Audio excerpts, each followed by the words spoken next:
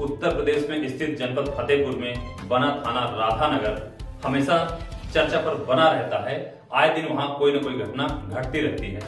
नमस्कार, मैं सुशील शुक्ला, आप देख रहे हैं फतेहपुर वार्ता। आइए पुनः ले चलता हूं आपको जनपद फतेहपुर के थाना राधानगर की ओर, जहां थाने में तैनात एक सिपाही ने अखिल भारतीय विद्यार्थी परिषद के कार्यकर्ताओं के साथ अभद्रता की, जिससे नाराज अखिल भारतीय विद्यार्थी परिषद के कार्यकर्ताओं ने आज थाने का घेराव किया था।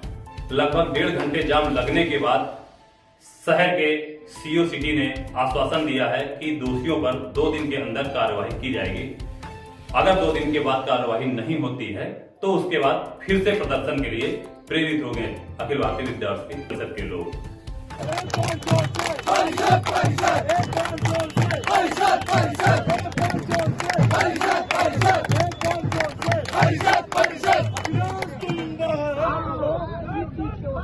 कहीं सारा कुछ अनुशासन में रहने वाला छात्र, मैंने फिर से बताया भाई साहब, मुझे अगर गाली दिया होता मैं उसको बर्दाश्त कर लेता। संगठन से 1% बर्दाश्त नहीं करूंगा मैं। कार्रवाई हो कार्रवाई करिए, होगी नहीं। आप यहाँ समय न बर्बाद करिए, आप जाइए अपना काम करिए।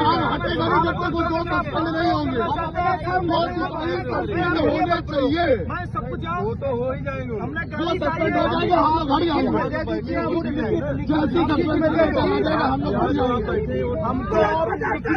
मुर्दाबाद मुर्दाबाद मुर्दाबाद मुर्दाबाद।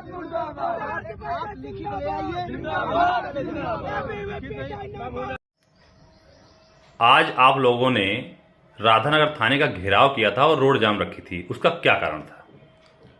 कल एक हमारे कार्यकर्ता हैं, तो उनके यहाँ विवाह था।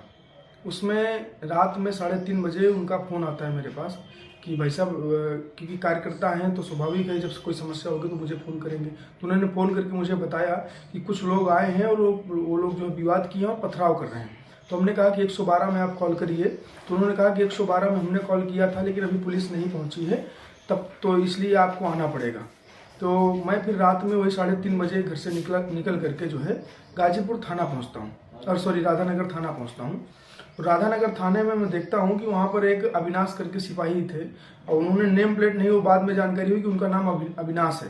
तो पैर पे पैर चढ़ाए कुर्सी पे जो है बैठे थे। तो हमने उनसे कहा कि ऐसी ऐसी घटना हो गई है, आप चलिए भाई साहब और फोर्स चले वहाँ पर, तो हम उनकी सुरक्षा की जाए। तो उन्होंने कहा पहले मुझे एप्लीकेशन दो। तो हमने कहा कि मैं अभी घर से चला आ रहा हूँ, एप्लीकेशन मेरे पास नहीं। हाँ, आप चलिए वहाँ, उसके बाद मैं किसी एप्लीकेशन आपको दिला रहा हूँ। तो उन्होंने कहा क्या मैं तेरे बाप का नौकर हूँ क्या? हमने कहा भाई किस तरह की बात करो। फिर मैंने उनको अपना परिचय दिया कि मैं विद्यार्थी परिषद का प्रदेश सह मंत्री हूँ।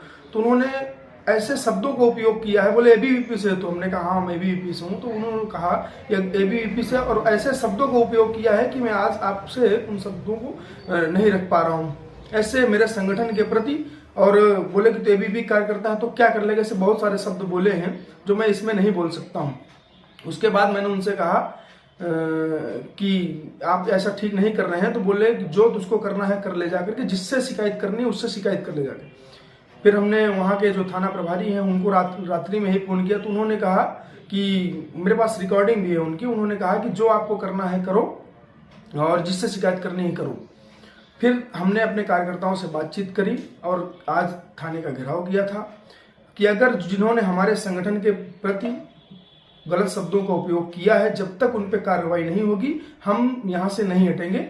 फिर हमारे सीओ सिटी साहब पहुंचते हैं, उन्होंने कहा कि 2 दिन में हम जांच करवा करके उनके ऊपर उचित कार्रवाई करने का आश्वासन देते हैं। तब जाकर के विद्यार्थी परिषद कार्यकर्ताओं ने वहां से जो है आश्वासन के बाद हम लोग वहां से वापस आए। आपने जब थाना अध्यक्ष से बात की तो उनके क्या शब्द थे? थाना अध्यक्ष ने पहले तो हमारी पूरी बात सुनी, हमने विषय रखा।